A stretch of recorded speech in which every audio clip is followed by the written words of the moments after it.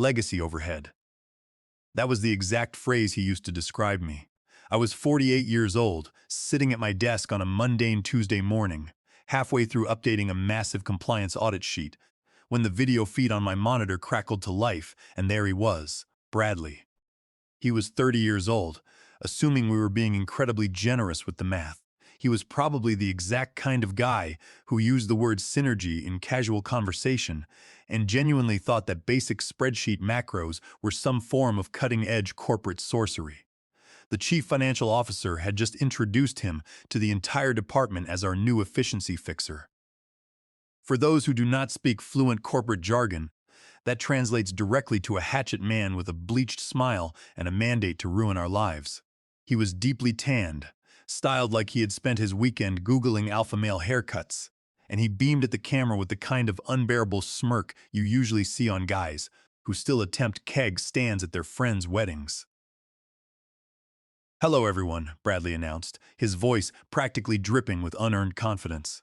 "I am here to streamline operations and eliminate process redundancies across the board." Through the screen, his eyes seemed to dart around, landing on each of us as if he were scanning a room full of antique furniture, trying to decide which chair to toss into the dumpster first. I did not flinch. I did not glare. I simply clicked Save as on the master folder I kept tucked away on my desktop. That folder contained every single licensing document, every federal renewal timestamp, and every internal compliance chain tied directly to my personal name. I quietly relabeled the folder to say Church Pancake Recipes and backed the entire thing up to a secure private drive. Gary Miller was not about to go down like some naive rookie. By lunchtime, I could hear Bradley in the break room laughing loudly with two junior analysts about the urgent need to phase out all the boomer infrastructure in our department. I was 48. I was technically Generation X, not a boomer. But in Bradley's incredibly narrow worldview, if you did not base your entire workflow on the latest social media trends, you were completely obsolete. Then came the afternoon huddle. We were forced into the open floor plan, everyone standing around awkwardly as if we were attending an exorcism of basic common sense. Bradley pulled up a presentation slide deck filled with absolute nonsense phrases like agile compliance ecosystem and decentralized accountability hubs. I stood in the back and watched three young interns nodding enthusiastically, looking at him as if they were witnessing the second coming of some legendary tech billionaire. Some of our team members, especially those heavily burdened with legacy responsibilities, will be reassessed to ensure total alignment with our new lean strategy, Bradley proclaimed. As he said those words, he stared right at me. The eye contact was intentional. "We deeply appreciate your historical contributions, Gary," he added. Historical. He said it as if I were a dusty sarcophagus sitting in the basement of the Human Resources Department. I did not say a single word in response. I just smiled. It was the exact kind of smile you give when you watch someone proudly step right into a bear trap that you have spent the last 10 years carefully camouflaging with leaves and dirt. That night I stayed late at the office. I did not stay because I had extra work to finish. I stayed because I wanted to watch the entire system breathe. I wanted to monitor the network like a parent watching their children sleep before social services shows up to take them away.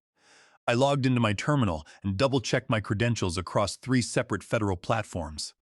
My active certification, my renewal control authority, my licensing PIN, and my audit clearance were all perfectly in place, and all of them were unequivocally tied to my legal name.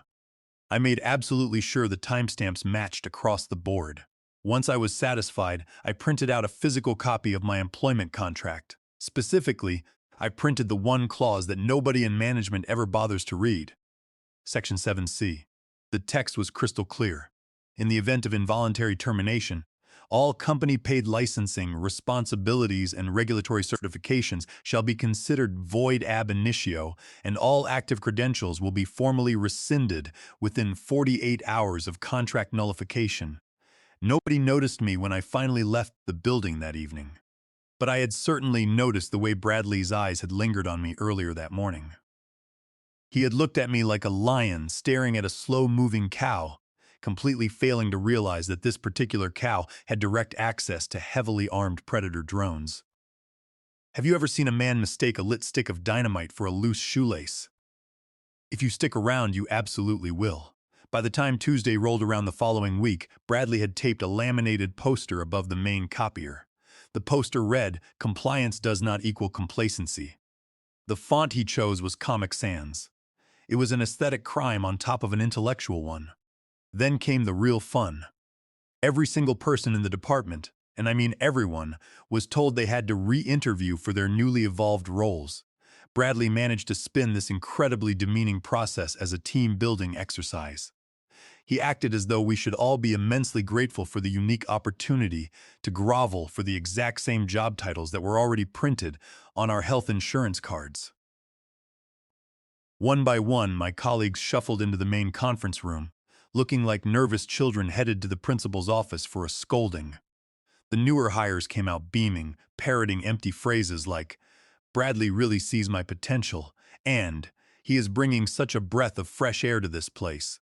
I desperately wanted to tell them that the kind of air Bradley was bringing usually comes from a ruptured sewer pipe, but I kept my mouth shut.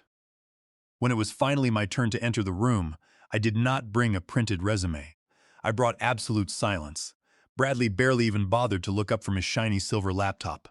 "Gare, you have been here a while," he noted, his tone dripping with condescension. 15 years, I replied, my voice as cool as a cucumber caught in a blizzard. "Right. Institutional knowledge. We really value that," he said, his fingers rapidly tapping the keys. He was probably typing Fire the Dinosaur into his private messaging app. He then pulled up a half-baked organizational chart on the screen behind him and pointed a manicured finger at a box labeled Regulatory Stewardship. Underneath that impressive-sounding title, my name was completely crossed out. Next to it, the text simply read, "Open to be reassigned." Then he clicked over to a separate tab labeled Q3 Renewal Delegation. My sharp eyes immediately clocked the file name at the top of the screen. It was called Q3 License Route Plan Version 1. In the margin comments, someone had typed, "Can this be transferred downstream?" Downstream in Bradley's absurd corporate vocabulary meant dumped onto some poor kid who was too green to even spell the names of the federal agencies involved. I smiled again. I did not flinch, I did not argue, but deep down in my gut, a massive warning siren began to wail. The trap was set, and the oblivious prey was happily marching toward it. When I got back to my quiet desk after that agonizing meeting, I immediately opened the primary database. It was the database I had painstakingly built from absolute scratch back in the year 2016. This system meticulously tracked every single compliance certificate, its precise expiration date, exactly which governing federal body it reported to, and, most importantly, who held the final signature authority. There were 43 specific items on that critical list. That meant 43 active licenses, and 43 tangled pieces of federal red tape woven together into one incredibly tight corporate noose. And every single one of them was tied directly to my legal name. I exported a perfectly fresh copy of the master log. I encrypted the file with a heavy password, zipped it up tight, and renamed it Employee Birthday Cake List. Then I casually emailed it to a secure, private account I maintained off-site. Afterward, I thoroughly cleared my sent items folder and wiped the local cache. You can call me paranoid if you want, but I have been in this industry long enough to see exactly what happens when arrogant children decide to play with matches and proudly label it innovation. Later that very same afternoon, Bradley cheerfully reassigned my upcoming inspection preparation duties to a young marketing intern. This was a girl who genuinely thought the FDA was an acronym for Food Design Aesthetic. I am not making this up. She actually stopped by my desk and asked if her new task meant she got to redesign the nutritional posters hanging in the employee lunchroom.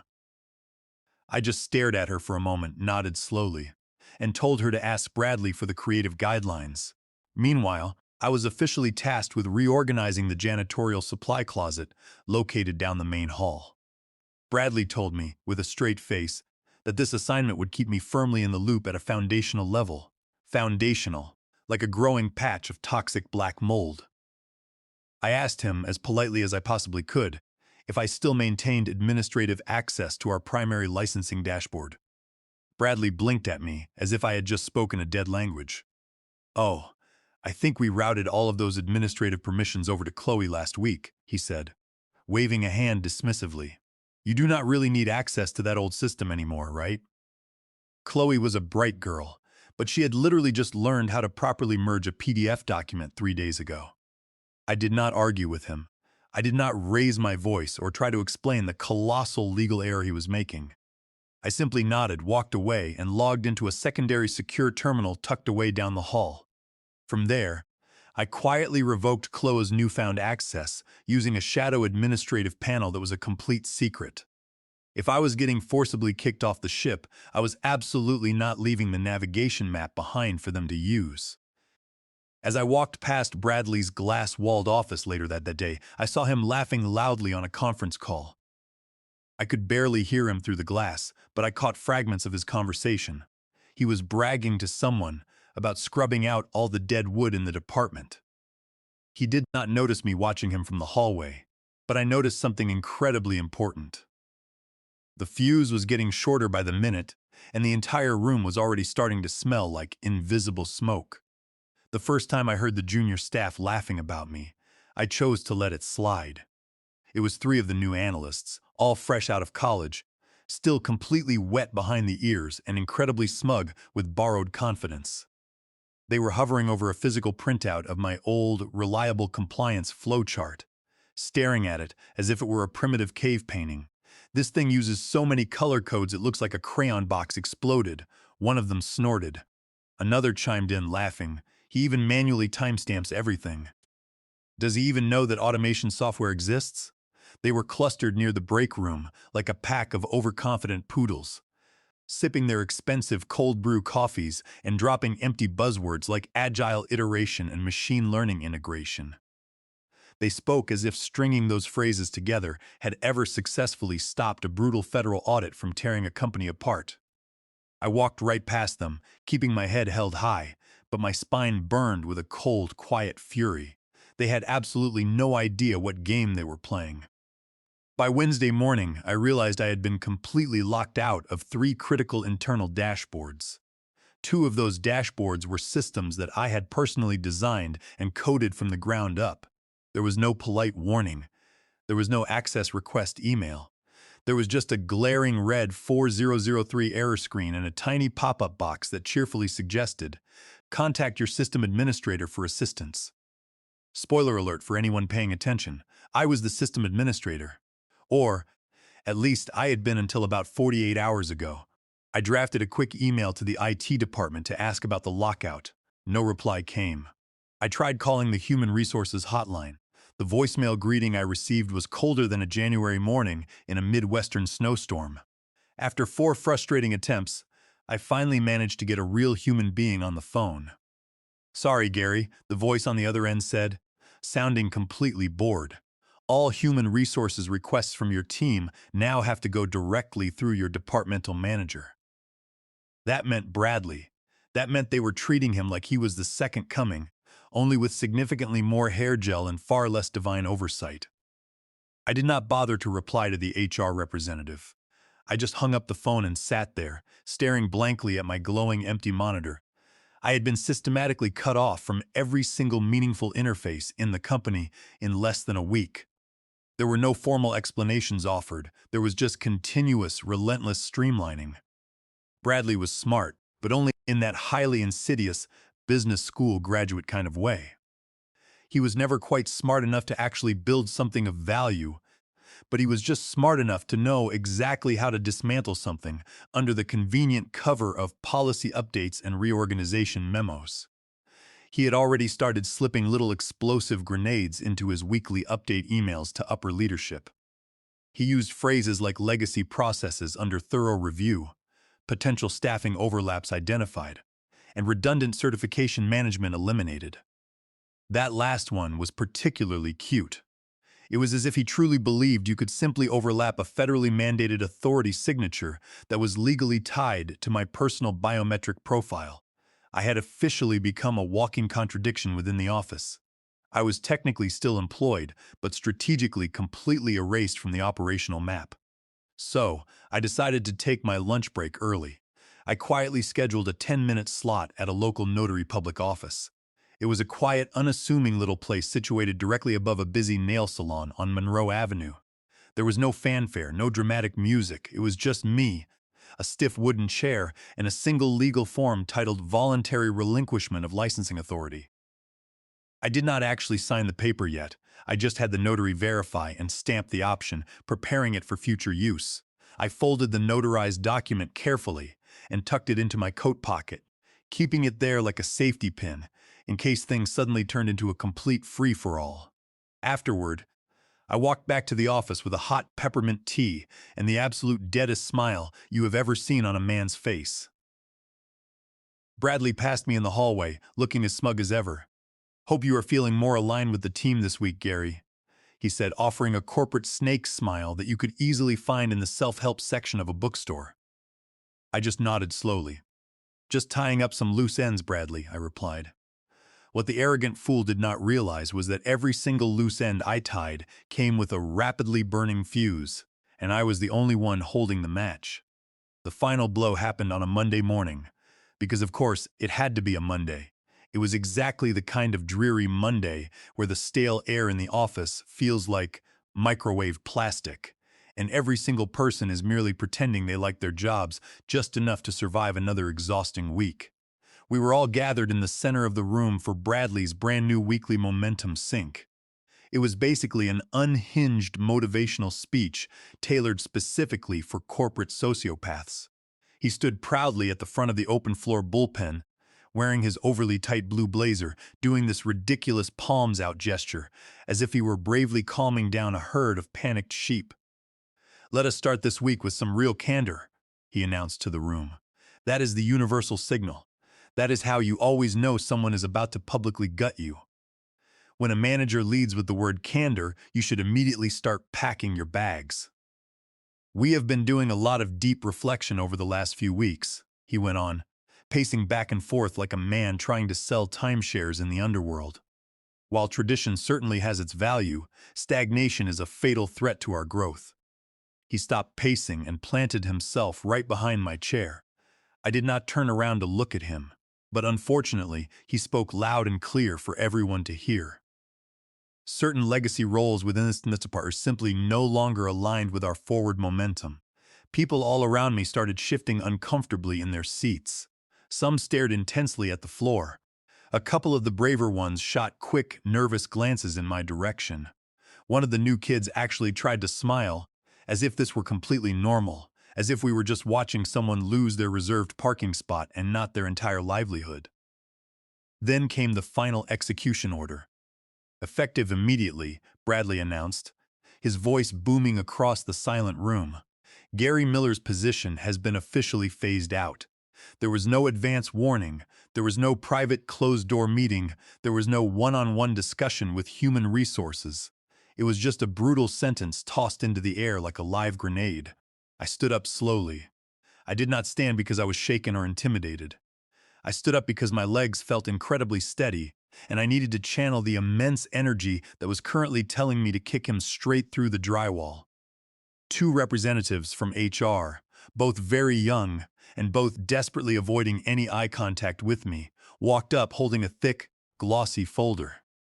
They looked like they were delivering a grim medical diagnosis. I took the folder from their trembling hands, opened it, and immediately flipped to the final termination page. There was absolutely no severance package offered. It was just a wall of dense legal jargon and a blank line waiting for my signature. I calmly pulled a heavy black pen from my own bag. I signed the document in a single fluid stroke. Then, I looked directly at the HR representatives and said, "I will need a physical printed copy of this entire document right now." Bradley blinked, clearly annoyed by the delay. "It is all maintained digitally, Gary," he sighed. "Printed," I repeated, my voice dropping an octave, carrying a weight that made the air in the room feel instantly colder. The HR representatives hesitated, looking to Bradley for permission. I just stared at them, unblinking. 4 agonizing minutes later, I walked out of that glass-walled office with a paper copy in my hand, a stapled receipt of my termination, and the absolute, unwavering calm of a man who knew exactly what kind of hell he had just unleashed.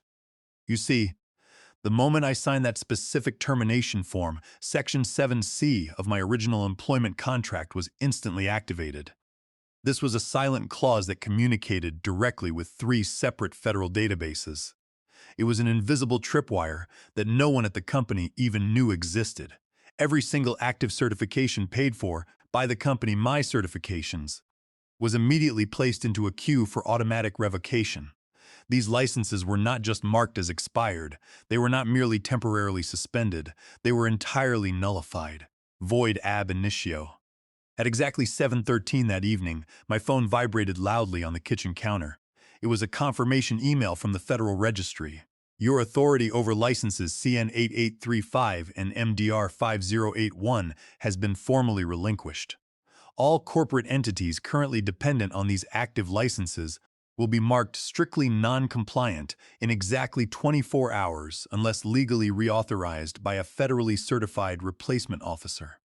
I did not forward the email to anyone. I did not take a screenshot. I did not even bother to send a petty reply. I just sat on the couch in my quiet apartment, poured myself a generous glass of cheap red wine, turned on the television to watch some old sitcom reruns, and smiled. While the digital noose was rapidly tightening around Bradley's precious forward momentum, I slept like an absolute baby. Wednesday morning started with a confused whimper and a very expensive box of nothing. At exactly 9:04 in the morning, the corporate procurement team tried to confirm the outbound shipment of several critical medical-grade filtration components for one of our largest biotech clients. This was the kind of highly regulated material you do not even breathe near without 3 authorized signatures and a verified biohazard stamp. The vendor's automated system fired back an immediate reply. Cannot fulfill shipment. Receiving corporate entity is currently listed as inactive. License CN 8835 has expired. Please contact the listed certifying officer for immediate resolution. I will let you guess exactly who that certifying officer was. 10 minutes later, the entire internal network started logging catastrophic anomalies. Employee logins failed completely. The main API calls choked and died. A mandatory scheduled data sync connected directly to the FDA audit portal returned a glaring red rejection code. Invalid license holder detected. Access permanently denied. During that exact same hour, our internal company license dashboard, which was once as clean and green as a freshly manicured lawn, started lighting up like a Christmas tree in the middle of a blazing inferno. Red alerts flashed everywhere. Inactive flags popped up on every screen. Decades worth of vital credentials were abruptly marked as orphaned. Bradley, ever the smooth-talking diplomat, strolled casually into the operations pod holding a to-go cup of coffee from some overpriced downtown cafe. He looked around at the panicking staff and confidently announced, "Relax, everyone. We will just update the primary contact information in the system settings." One of the junior compliance analysts, a terrified young kid named Ryan, desperately tried to explain the reality of the situation to him. "Sir, updating the contact information requires a complete certification reauthorization." Gary was the certifying officer. Legally. Bradley just blinked at him, completely uncomprehending. "So? Just override it and do it anyway." Ryan looked like he was about to cry. "We cannot, sir." Gary was the only credentialed officer with reauthorization authority across all active federal verticals. There is absolutely no one else in this entire company who is registered with the Federal Compliance Board. And the standard re-registration period takes at least 4 to 6 weeks to process. There was a sudden, profound silence in the operations pod. It was not the awkward kind of silence. It was the fatal kind. It was like watching a ship captain slowly realize that the massive iceberg dead ahead is not going to politely move out of the way. Bradley slowly rubbed his temples, his fake tan suddenly looking a lot paler. He muttered under his breath, "Why in the world did absolutely no one tell me about this earlier?" Ryan, who was barely old enough to legally rent a car, swallowed hard and replied softly, "Gary was the one who usually told people about that, sir." Meanwhile, I was sitting comfortably at home, wearing my favorite old sweatpants, eating a bowl of generic cereal, and reading the entire chaotic thread from an anonymous internal email chain. A loyal former colleague had quietly copied me into the panic. Someone had even been kind enough to include a direct screenshot of Bradley's desperate message to the legal department. Does anyone know how to quickly override a license expiry tag in the compliance dashboard thingy? He actually called it a thingy. That highly complex dashboard had been my personal masterpiece for 5 years. I had custom designed it to lock down tighter than a military vault if certain unauthorized revocation events were triggered. It was not just some bureaucratic spreadsheet. It was a surgical digital weapon.